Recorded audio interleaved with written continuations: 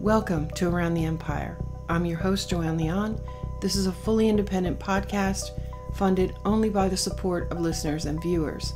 It's not an echo chamber, and you'll find all different kinds of views here. Visit the website aroundtheempire.com to find out how to support the podcast and gain access to bonus content. Our guest today is Whitney Webb. We talk about her new book, One Nation Under Blackmail, the sordid union between intelligence and organized crime that gave rise to Jeffrey Epstein. We focus on the story of the PROMIS software and the quote-unquote enterprise network that Danny Casolaro was also investigating for his story about the Octopus. And in a bonus segment, we discuss the surprising roles played by Israel and China during the Clinton years. Whitney Webb is an author and investigative journalist. Her highly anticipated books will be published in September, Volume 1, and October, Volume 2, by the publisher Trine Day, T-R-I-N-E Day. Ebooks and an audiobook version will also be available. You can subscribe to her mailing list for all the latest updates on her writing and the book. We recorded this on August 23rd, 2022. Whitney Webb is here, talking to us from Chile. Whitney, it is so great to talk to you again. It's been, I don't know, at least a year since we talked. And congratulations on finishing the books. And anyway, it's so great to talk to you. Thanks for having me on. I'm very happy to be back. And again, sorry it took so long. But yeah, I wrote 2 books that were supposed to be one. So things got a little crazy for a little bit. And I had a baby. So, you know. And you had a baby. I mean, it was kind of a busy year. Yeah, you know. Yes. I'm not planning to have one that busy again for a while. At least a couple. Yeah. Do you want to do just a quick intro about the book so that everybody knows, Sure. you know, that it's now 2 books and all of that, so everybody knows how to get it and when to get it and all that?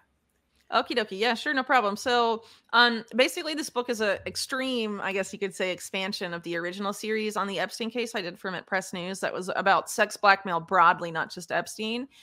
So that was a 4-part series. And the first 2 parts of that series was stuff leading up to Epstein. And then parts 3 and 4 were about Epstein and Robert Maxwell and the Maxwell siblings and stuff like that, right? So basically, this book was expanded, originally intended to be 1 book and with a part 1 and a part 2, part 1 being the stuff before Epstein and part 2 being the bulk of the Epstein material. And so it ended up getting so big that now they're 2 separate books. So it's still under the title One Nation Under Blackmail, but it's volume 1 and volume 2. So like I basically just said, volume 2 is the bulk of the Epstein stuff, the rise of Epstein from the beginning through, you know, the stuff he's best known for, rather infamous for, what most people focus on, which are, you know, the sex trafficking crimes in the early 2000s, roughly. With, I guess, with the Ghislaine Maxwell trial a little bit more focus in the 1990s in that case. But, you know, that's really the extent of the attention that Epstein really gets, but there's a lot more to his career than just that. And a lot of material devoted, you know, pretty much entirely to Leslie Wexner, his rise, the people behind his rise, his associations at the time he met Epstein and what happened once they teamed up and stuff like that. So, and then I go into some of the Maxwell sibling stuff because the twin sisters and also the brothers, Kevin and Ian, played a major role in basically taking over Robert Maxwell's portfolio after he died in 1991.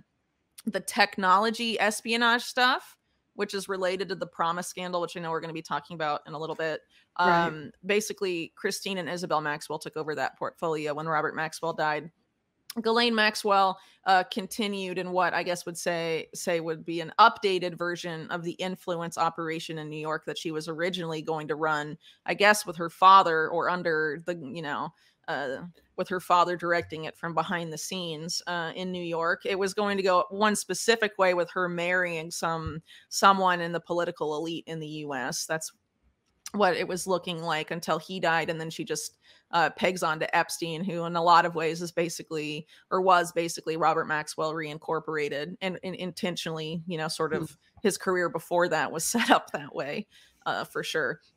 And then Kevin and Ian took over a lot of the business stuff, specifically business stuff related to sort of the more illegal stuff that Robert Maxwell was doing, which includes associations with the Russian mafia, capital flight from the former Soviet Union, and stuff like that. So I get into bits of that, in volume 2, and a lot of the stuff about the Epstein-Clinton relationship, the Epstein-Trump relationship, that's all in volume 2. So what's volume 1? Well, Epstein had to have gotten his start somewhere, right? There was a support network, I guess you could say, behind him that brought him into their fold, enabled his activities, not just the sex crimes, the financial crimes, which are also very substantial, and offered him protection, from the law for several decades. You don't do that unless you're embedded with a very influential group. Right. Period. Right. So the point is that book didn't die with Epstein, and it was there before he was part of it. So volume 1 is about answering what that group is, who they are, and what they have done. So basically, I trace that group back to the fusion of organized crime with U.S. intelligence in World War II, which formally began as Operation Underworld. But it is worth pointing out, and I do point this out in Chapter 4 of Volume 1, that the organized crime, by the time they teamed up with intelligence, basically dominated New York City politics and arguably politics in other major cities in the U.S., including Chicago, for example. And people that have read Gus Russo's Super Mob about Chicago, and also how that interlaced with like the West Coast sort of Hollywood establishment in California, will be familiar with that. But the mob basically had taken over the New York Democratic Party well before Operation Underworld happened, because they took over the unions, and that happened in the 1920s.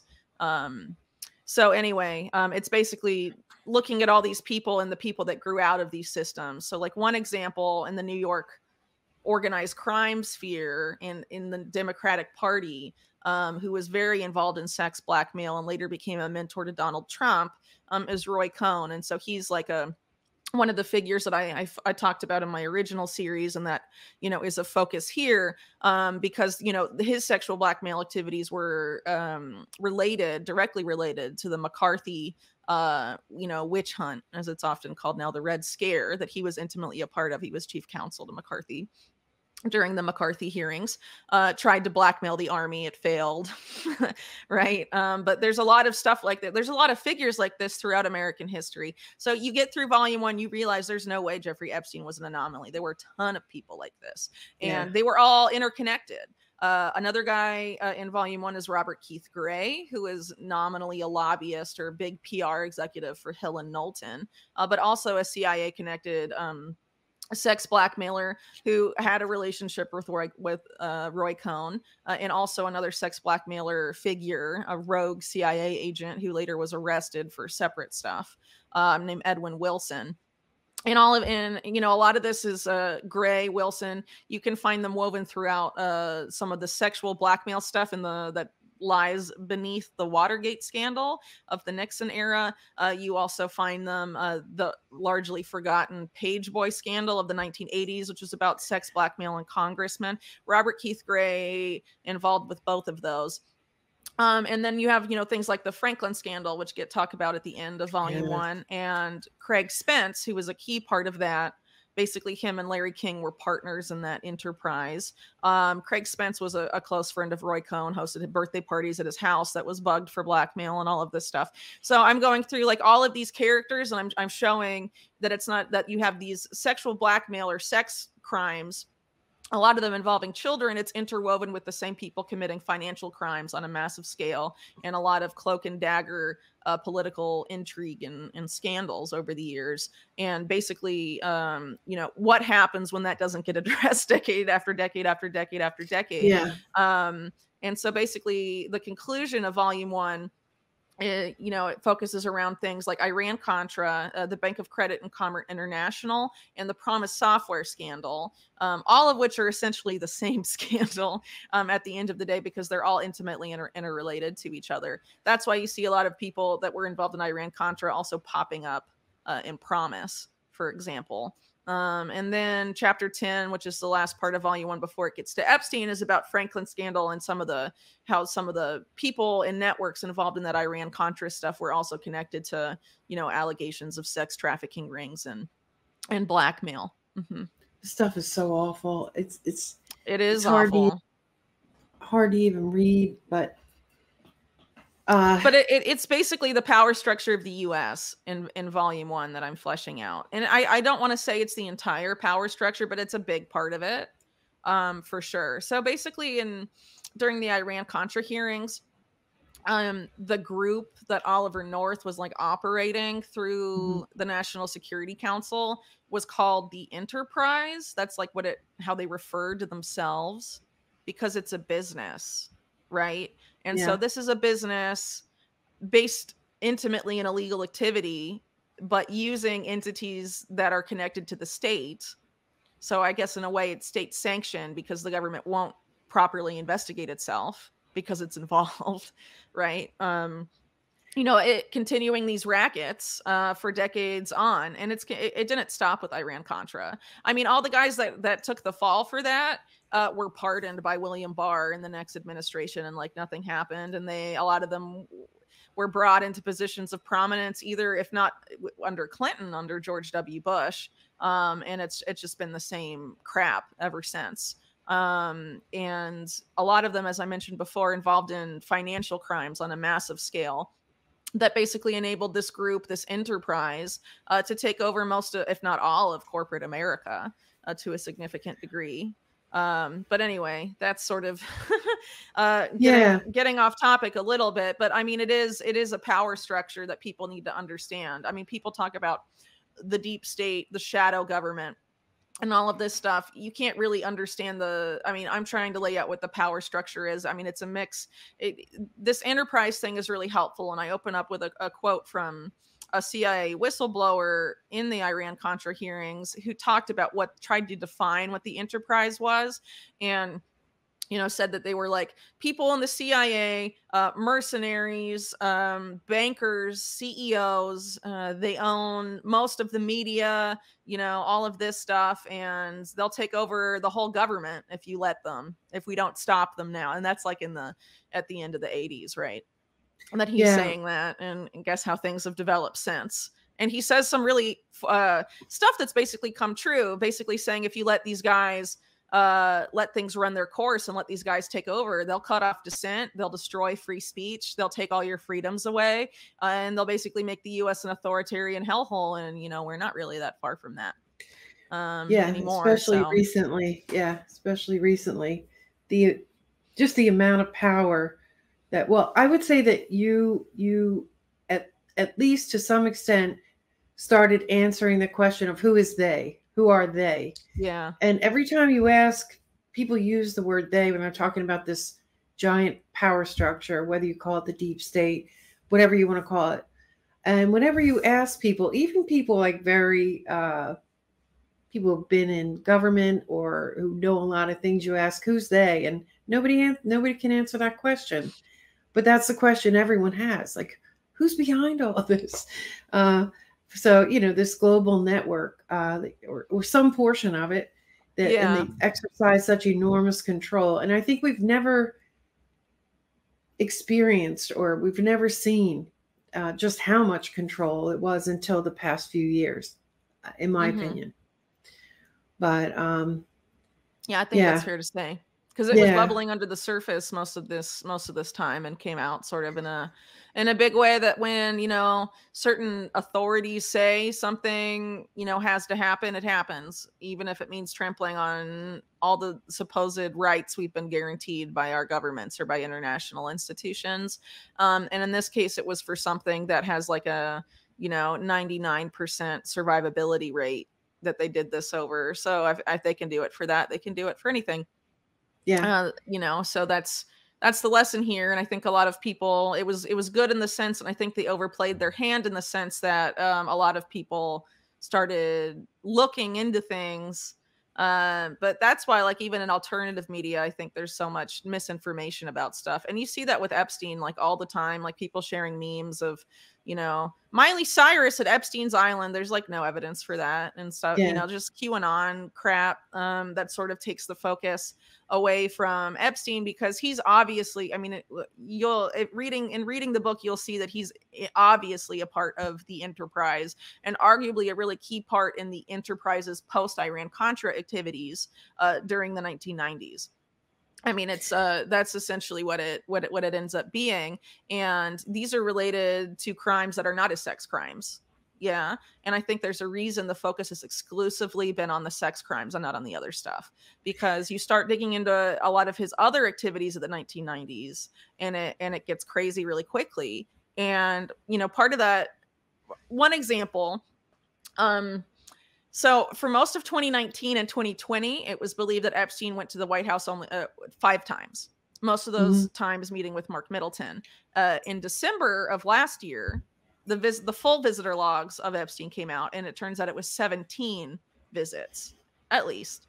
That's where Epstein's like signing in as Jeffrey Epstein.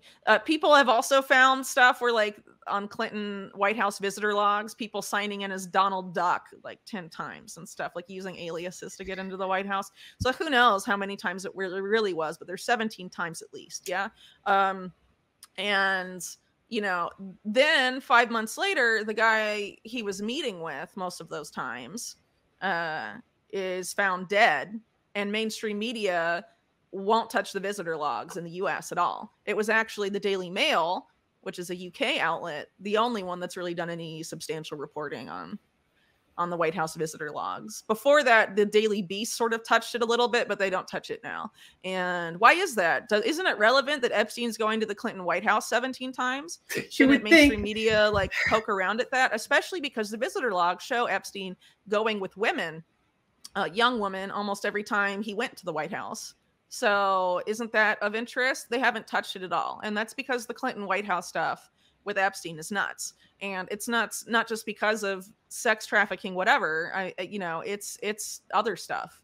Anyway, that's because the media is part of the enterprise, right? So it's compromised by it. Yeah, at the higher levels, you're not going to get certain things published because it goes against these guys, and they're really powerful, you know, or at least I think they're really powerful. I'm really glad that you put emphasis on the fact that,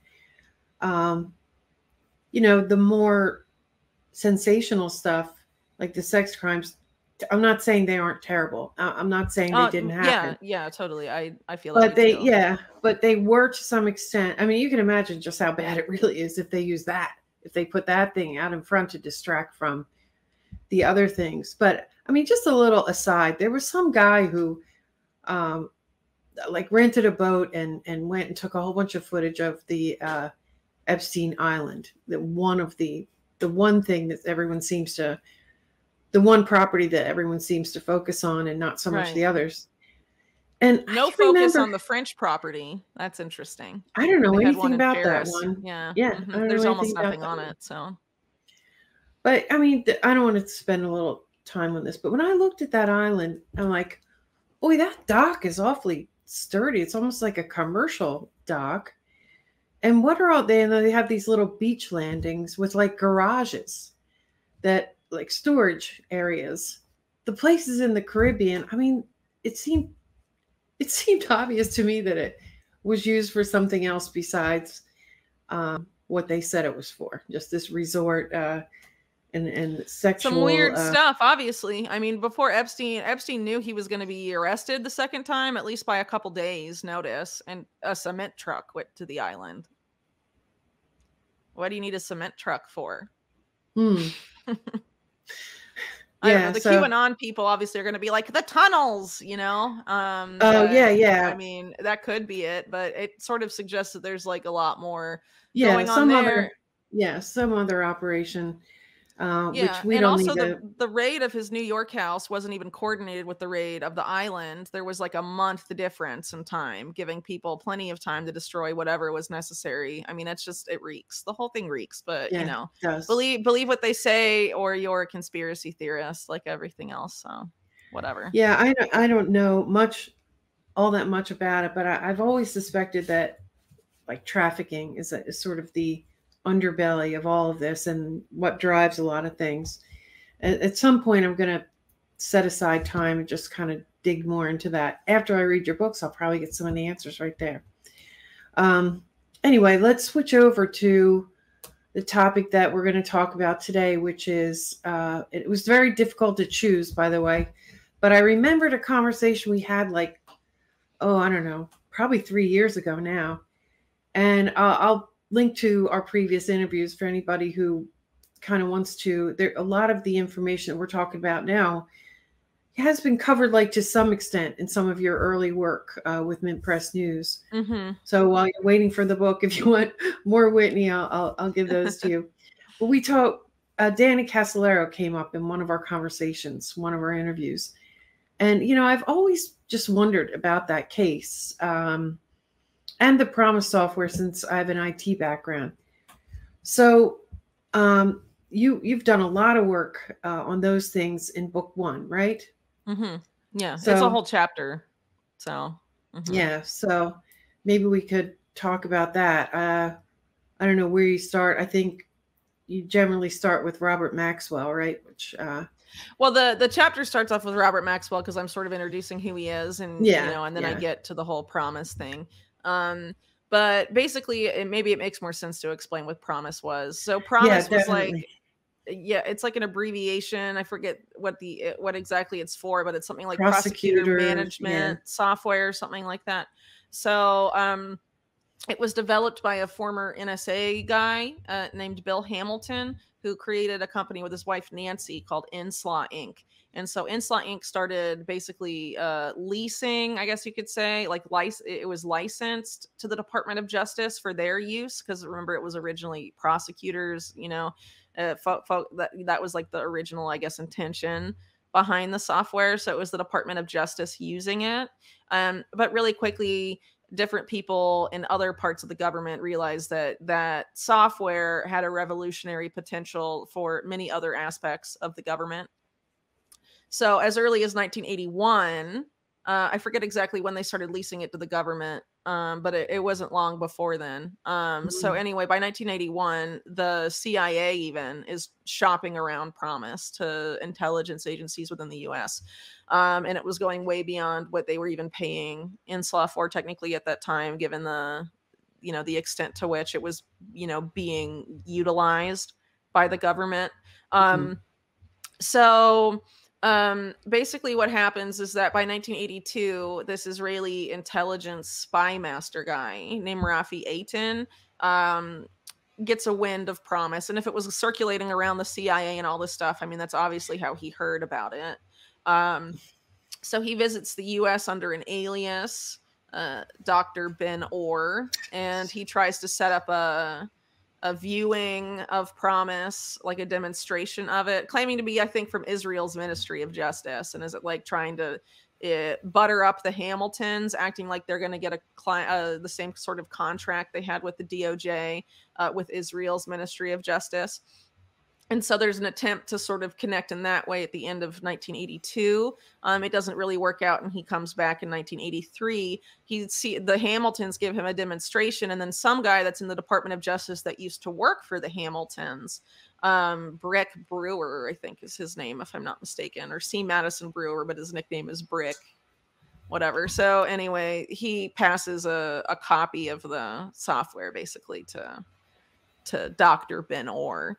Or Rafi Eitan. And then Rafi Eitan contacts Ari Ben Menashe, who at the time was working for Israeli military intelligence. And he contacts an Israeli-American programmer in California, presumably working in Silicon Valley, who then places a backdoor, sometimes called a trapdoor, but I think more often it's called backdoor these days, into the PROMIS software so that, whatever entity installs the software on their computers, it would give Israeli intelligence covert access to everything on that device, on that computer, or even that broader network to which, that computer was connected, and so on. So that's what ends up happening. The guy that starts to try and market this stuff for Rafi Eitan and Israeli intelligence is actually an American named Earl Bryan. And his technology empire he's trying to make. He used to work for Ronald Reagan, mainly running healthcare policy when Ronald Reagan was governor of California, and was involved allegedly in October surprise intrigue and other stuff, and was sort of one of those operators in the Reagan sphere by the time Reagan was president. So Earl Bryan, during the Reagan era, when he was, the Reagan administration, was trying to build up a technology empire. And one of the people behind his companies, in terms of financing them, you have Edwin Meese's wife, Ed Meese's attorney general at the time. So he's intimately, his family intimately invested in Earl Bryan's business empire that he's trying to build up, and that's cooperating with Israeli intelligence and all this stuff. And then the other group is that we know of anyway is Allen and Co., which is the, I guess, investment banking firm of Charles and Herbert Allen. And both of those guys have, they're all over volume 1 and also in volume 2, because they tie into the Wexners as well. But they're very intimately linked to organized crime networks, and specifically organized crime money networks in the Bahamas. And they also, like I sort of just alluded to, Wexner's main business mentors had business relationships with the Allen brothers that are very significant. And I talk about those in volume 2. And there's actually several intersections between Wexner's sphere and these guys, the American side of the PROMIS software scandal. Another example being Earl Bryan's lawyer for these companies was a guy named Alan Tesler, who was added to the board of the Limited at the time this was going on, and was the lawyer for a real estate clan that was sharing the same office as Epstein in the late 1980s. So there's a decent amount of connections already, right? And this is just the genesis of the PROMIS software scandal. So eventually, Earl Bryan tries to basically bankrupt Inslaw after failing to buy them out multiple times with companies that are financed by Allen and Co. and backed by these guys roughly. And eventually, he can't buy them out, and so he teams up with a person with a financial conflict of interest, Ed Meese. Right. And he's running the DOJ, right? He was leasing the software. I mean, so they stop paying Inslaw and they bankrupt the company to get them out of the way. Then obviously at that point, Inslaw say it's theft because they're still using the software without paying for it, and they start litigating, which is, I don't know how they did it for so long. Because just an insane amount of cover up there. But basically, then Earl Bryan, keeps trying to sell it. He sells the bug software to Jordan. He sells it to another country. I can't remember exactly what the other one was, but Jordan was a big Iraq, I think. Win. Maybe. I can't remember. Eventually it got sold to Iraq, but I can't remember. It got sold to a ton of places. I can't remember exactly what the first two were. But one of the places Earl Bryan sold it to for Israel was Jordan. And so that was a big deal for Israel because they have access to everything Jordan and Jordanian intelligence is looking at. And that's obviously of interest to them. Yeah. So at that point, though, Earl Bryan isn't a good salesman. He's not realizing the full potential that Rafi Eitan envisioned. So Rafi Eitan basically dumps Earl Bryan and brings in Robert Maxwell to be the main salesperson for PROMIS. Who's a media guy, so it's but was also involved in technology stuff in the 1980s, trying to acquire software stuff too. Which I don't really talk about too much in the book because it just would have gotten too big. But I think even in the Guardian, for example, they talked about how he was trying to buy up early video gaming firms and stuff like that. There was an interest there because it was all about, he wanted to be not just a media mogul. He wanted to be a publisher, a big time publisher. And so there was a lot of stuff in the publishing world. And you see this too with John Brockman, who I write about in the book, who was a major publisher of science, scientific related work, but for the masses, right? That was tied up with Epstein to a very significant degree. In this same era too, he's trying to move into the world of software publishing. Right. So it's related. So basically, but Robert Maxwell's foray into that world began with PROMIS, and that's when he sort of started buying up a bunch of companies. a lot of it probably was financed by Israeli intelligence because they ended up being used by Israeli intelligence, or before Robert Maxwell took ownership of them, had been used by Israeli intelligence for various things. And a lot of them were software companies. And so he basically took them over, or he took over other ones that were unrelated, to Israeli intelligence before, and started using them to sell PROMIS all over the world. And he did sell it all over the world. To a huge extent to the Eastern Bloc in Soviet Union, different parts of the Soviet Union, Western Europe, and eventually nuclear labs in the United States. And that was enabled by Henry Kissinger, who's still alive and has never been held accountable for his role. And then John Tower, who died suspiciously the same year that Robert Maxwell died. And then Danny Casolaro died that year too, who was investigating PROMIS. And then one of Casolaro's main sources at the NSA for his investigation into PROMIS, Alan Standorf, also murdered in 1991. So, that was a big year of cover-ups for Bush Sr.'s administration, because that's where you have them cover up the collapse of BCCI, Iran-Contra, Right. and commission the BUA report, which is a rebuttal of all of Insla Inc.'s accusations about the misuse of the PROMIS software at that point in time. So a lot happened then. But anyway, Robert Maxwell's marketing it all over the world, and he had a major front company that had a key role in selling it, specifically the nuclear labs, and both of his twin daughters worked there, Christine and Isabel, and actually Christine took it over while it was still actively selling the PROMIS software that was bugged for Israel. So I don't know where you want to go from there. That's sort of an overview of what happened. But basically, Israel got in a backdoor into intelligence agencies all over the world. I mean, it was basically a coup, in a sense, because they knew everyone's secrets, through the course of that decade. I mean, they basically because they could access it in real time. They could see what was happening in real time. And you could argue that that's why even ever since then, especially beginning by the early 1990s with Israel's venture capital scene, you've seen the Israeli technology industry develop the way it is, and have it intimately for decades now interlaced with its intelligence apparatus, because it was a coup and they didn't want to relinquish that advantage. And some of my other reports have noted about more recent stuff with some of these companies, Israeli media outlets that are like mainstream media outlets. I mean, they've admitted that a lot of these tech companies coming out of Israel are Israeli intelligence operations, that they are front companies. They've admitted that Black Cube is that. I mean, it's troubling that it doesn't get more play. They're on the surveillance realm, right? Or the ones you're talking about. Yeah. And so, later on, Epstein and Ehud Barak and all of those guys are investing in a lot of these companies together in Israel. Some of them have a major focus on the U.S., like Carbine 911, which I've written about previously. I think it's just called Carbine now.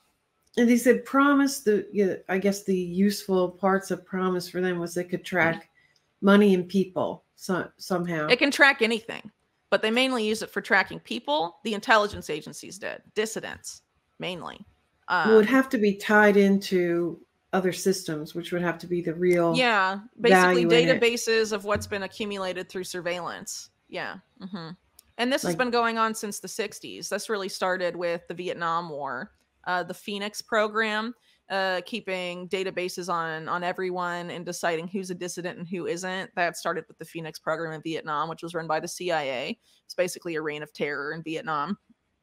And it was the model for a lot of stuff that came after, including Operation Condor in South America, that was enabled in its later years by PROMIS. And in other dictatorships around the world, they've used it, for the same thing. And the U.S. has also had a database that they've never used technically, but it's there, and it's the same thing. It's a database of dissidents. It's called Main Core. It was developed with PROMIS in the 80s, and it's still there. At least as of 2008, it's still there, and I doubt they've gotten rid of it. And in 2008, it had, I think, 6 million Americans on it. Probably more by now. And it basically, under every person's name, is everything the NSA has ever illegally surveilled you for. It's your whole digital footprint, basically, at this Yeah, I point, could your just bank imagine. records, everything. Yeah.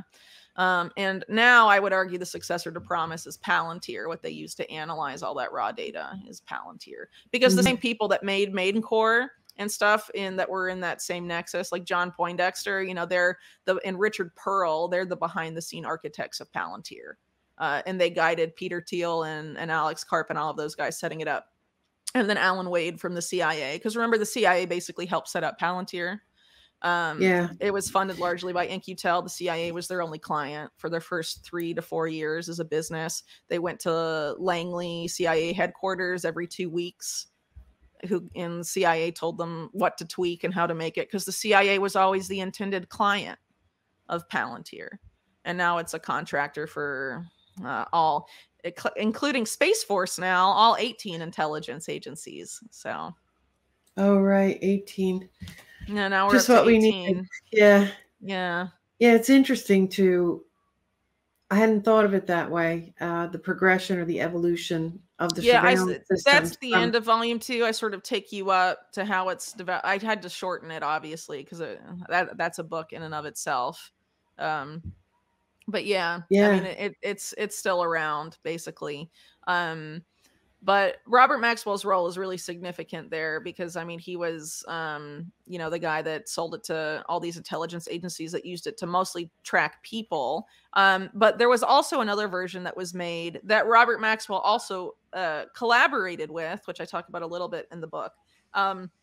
But basically, it was the CIA version of PROMIS that was made at the Cabazon Indian Reservation after it was taken over by a network of U.S. intelligence, military contractors, and organized crime figures, all sort of come together.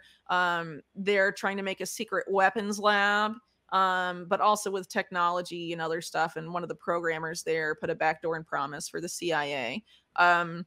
And this was a different version than the Israeli version, but it was collaborative. So some people have sort of painted it as, the Israel and the CIA were competing with backdooring PROMIS. But if you look at it, it was definitely complementary and collaborative. And even people that were involved in it, like Ari Ben Menashe, have said that it was collaborative, that it was never like a competitive thing. And you saw those same, entities from Israel and the US cooperating openly in Iran-Contra and other stuff. So, I mean, it's really not that weird. To be honest, but the CIA version focused on financial institutions. It was about tracking money, and mainly for the purpose of money laundering, to keep other people from tracking the money. Yeah. So that was a big use of it, and they basically went to bankrupt the financial world. And the main front company used to sell that was Systematics, which is a Jackson Stevens company. Jackson Stevens being one of the main funders behind Bill Clinton's time as Arkansas's governor, and Systematics intimately related to a bunch of people in the Clinton power nexus at that time: Vince Foster, Webster Hubbell. It was represented by Rose Law Firm, where Hillary Clinton worked. I think she also represented Systematics on and off. Foster and Hubbell, in the early years anyway of the Clinton administration, have prominent posts, and they're invested in what Systematics became, which is now Alltel. But before then it was, Systematics. And Systematics had a very open relationship with the NSA, and were involved in this tracking of money flows. But it's complicated because Jackson Stevens, again, the man behind the NSA, was also intimately involved with one of the most corrupt banks in world history, BCCI, the Bank of Credit and Commerce International, which was basically created by a mix of Pakistani intelligence and the CIA, and was used for money laundering and other stuff on a massive scale, and also intimately involved in sex trafficking, including of minors, which I write about in the book as well. And basically like the Pakistani version of Jeffrey Epstein and Ghislaine Maxwell, operating through BCCI. Very wild stuff. So anyway, Jackson Stevens, who's selling the stuff to the NSA, and it's supposedly being put in all these banks in the world to follow financial flows only to the Soviet Union, is involved in all this other stuff. Right. At the same time, and BCCI, intimately involved in money laundering, used PROMIS, sold to them by Systematics. It was running at the World Bank. It was running in most banks in the world, I think. at some point. And this whole NSA systematics PROMIS thing, a key part of what was going on with the Vince Foster death, which I get into in the book in volume 2, because there's a lot of really crazy stuff swirling around the situation immediately prior to his death. And one of those is an event that intimately involved Jeffrey Epstein. So, I mean, it is pretty crazy. And it seems like there's a lot of stuff related to this PROMIS money flow stuff then, for sure. Well, speaking of, while I still have, do you have time for a bonus question? Yeah. Sorry, did you want to talk a little bit? I just kind of rambled there. Anything else you want to? No. I mean, okay. I do have time.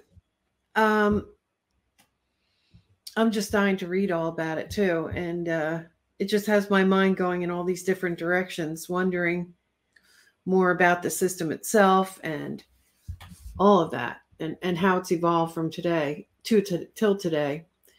But while I still have you, as I was telling you before we started, I was torn between which questions I wanted to ask you, or which basically topics, because so many of them interested me.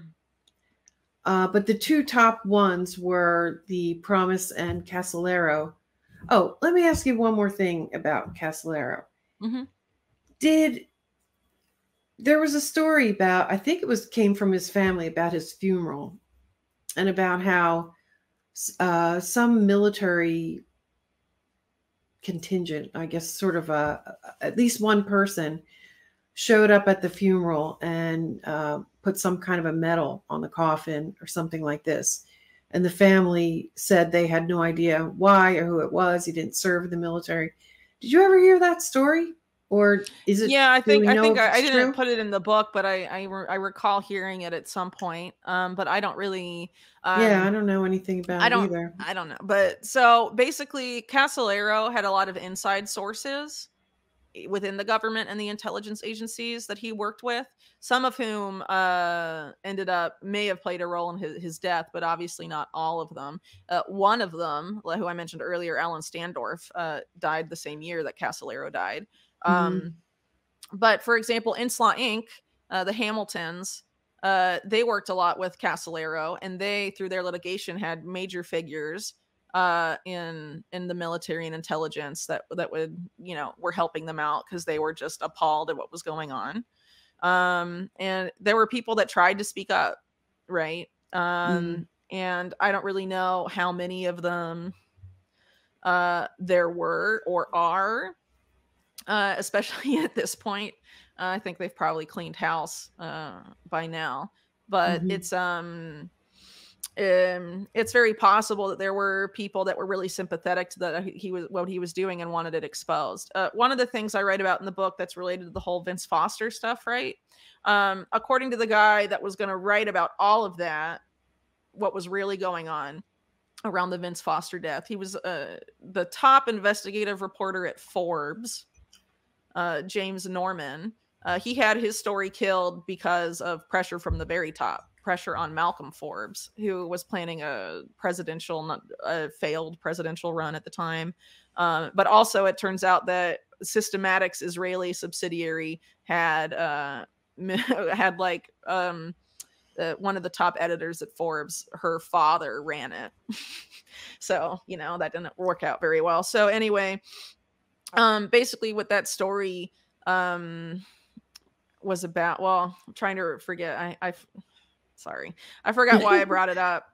But it was, CIA people, some hacking collective within the CIA hacked the Swiss bank account of Vince Foster that he wasn't supposed to have, and took all the money out. And they did it also to Casper Weinberger, apparently.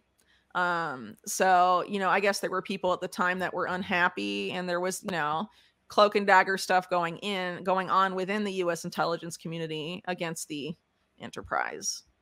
So, I guess in that particular period of time, the early 90s, there was definitely this fight going on within, U.S. intelligence. I don't really know how it ended. Yeah.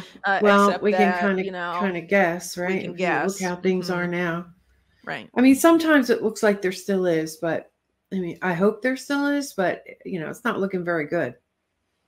So, all right. Well, about that second thing that I was particularly interested in one of your interviews about the book, I heard you talking about the involvement of China in the 1990s. Mm-hmm. I had never really thought about that. I knew that there was a lot of collaboration and investment going on in industry, but I hadn't really thought of it much further than that in terms of this trafficking network. And so I'm very curious to maybe, since we don't have that much time for a bonus segment, maybe you could sort of just introduce that topic and scratch the surface a little bit just to whet our curiosity even more for the book. Yeah, sure. So visit aroundtheempire.com to find the various ways that you can gain access to the bonus content, join the Discord community, and participate in the periodic Zoom calls where we talk among ourselves. I hope that some of you will join us, and now we'll continue with the wrap-up. Well, I better let you go, so let's wrap it up. I think everybody knows where to find you and all that, but if you would just go through like when to get the book, where to get the book, where to find you, where the best place to follow you, and all that good stuff. Okay, so the best place to follow me, I would say, is not social media, because who knows how that's going to go. Yeah. So sign up for my newsletter, Day get to it day. to your inbox. That way you can get all the updates, once a week without having to worry about social media deplatforming or whatever. So you can sign up for that by going to unlimitedhangout.com/newsletter and sign up there. Beyond that, I'm like on Twitter and Telegram and all of that other stuff. So, and not Facebook, but you can, find me on the other ones if you still use social media. It's fine. Beyond that, the book is being published by Trine Day, Trine Day.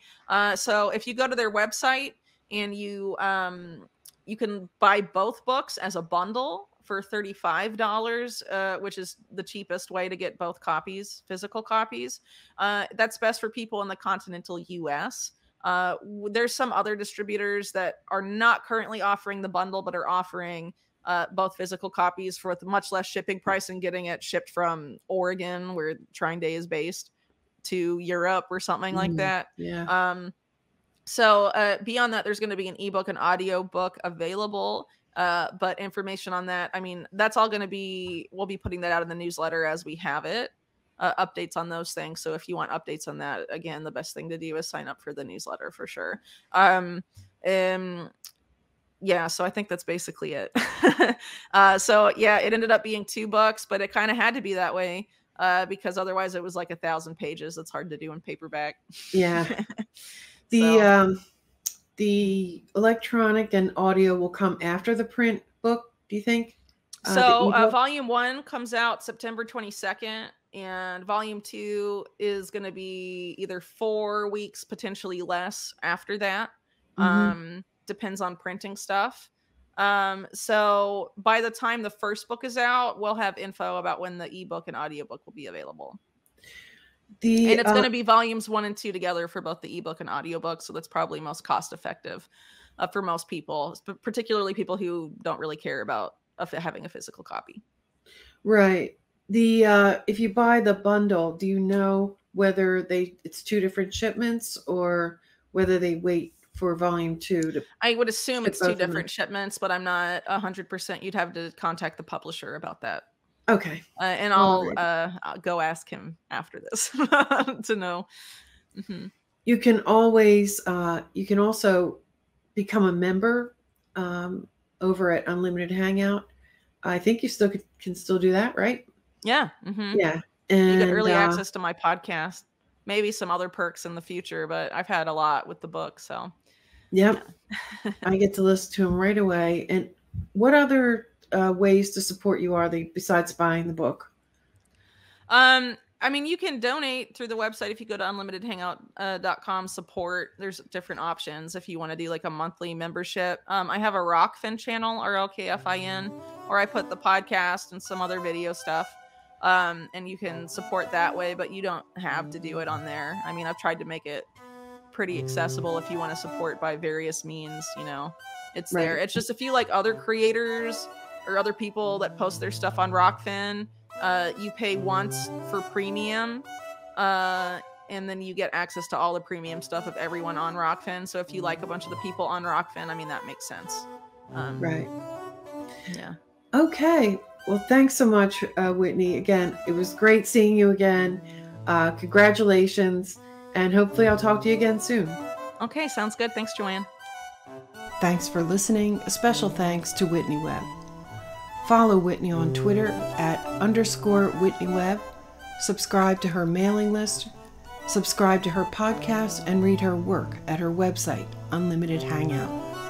This is a fully independent podcast, and in this age of suppression and censorship of independent media, your support's more important than ever. Go to the website aroundtheempire.com to find the various ways that you can get access to the bonus content and support the show. Don't forget to like, share, subscribe. Check out the new platforms that we're on, adding them all the time. Also follow on Twitter @AroundTheEmpire. Join us on Telegram, t.me/AroundTheEmpire. And we'll see you next time. Take care, everybody. Hang in there. Stay strong.